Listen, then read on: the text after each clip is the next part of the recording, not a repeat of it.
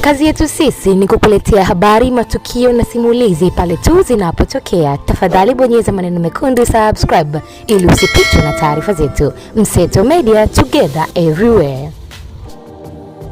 Leo tunakutana hapa maalum kwa ajili ya kukumbuka aliyekuwa kiongozi wa taifa hili, aliyekuwa rais wa Jamhuri ya Muungano wa Tanzania awamu ya 5,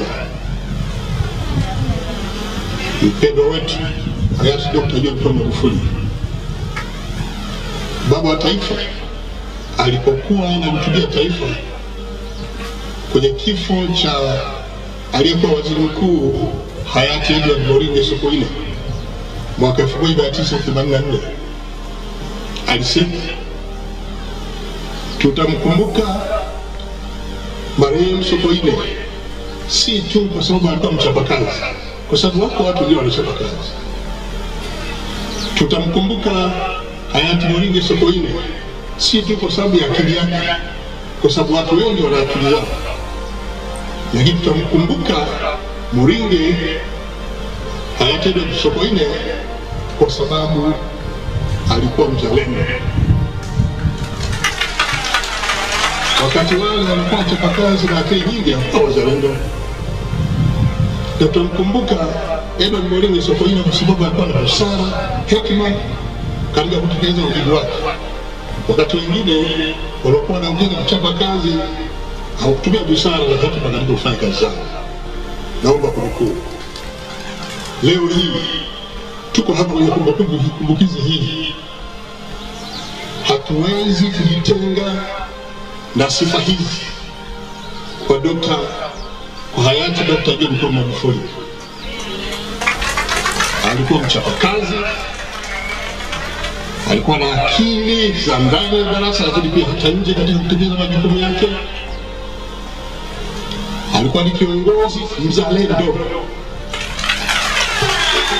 Uzalendo unajengwa na uwajibikaji, uaminifu, uadilifu, lakini pia kupenda maendeleo na matokeo ya kazi hizo.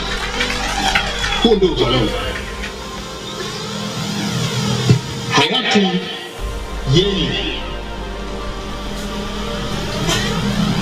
alikuwa ni mtu mkweli, lakini pia alikuwa hana mzaha katika mambo yake na ni mkali. Alikemea maovu, wezi wala rushwa, ubadhirifu wa mali za umma,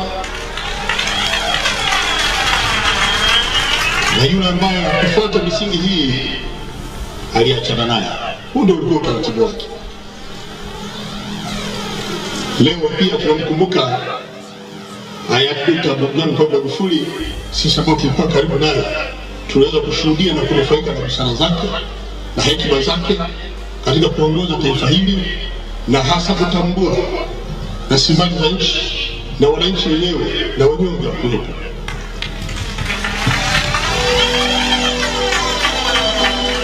Marehemu hayati Dr. John Pombe Magufuli alikuwa mwalimu pia. Sisi ambao tumekaa jirani na hiyo kipindi kirefu toka anaanza jukumu lake mpaka anatangulia mbele za haki, tulijifunza mengi.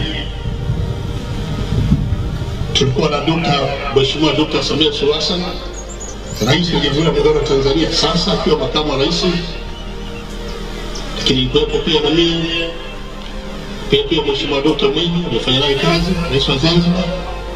Tulijifunza mengi kutoka kwake katika kipindi chake. Leo tukiwa hapa tunatambua kwamba Watanzania, Wanageita, Wanachato tunajiona kabisa kwamba tumempoteza. Hatunaye. Nataka niwaambie tunaye, yupo kwenye mioyo yetu. Tuendelee kumuenzi kwa mazuri yote aliyotenda, iwe ndio heshima yake, na kila mmoja kwa dhambi lake tuendelee kumwombea ili Mwenyezi Mungu aendelee kumweka mahali pema peponi. Mama yetu Mama Janet Magufuli, watoto, ndugu na jamaa, tunaendelea kuhakikisha kwamba tuko pamoja na tutaendelea kuwa pamoja. Na baada ya maneno haya, nawashukuru sana, asante sana kwa kusikiliza. Hakikisha umesubscribe, comment, like na kushare. Mseto Media, we connect everywhere.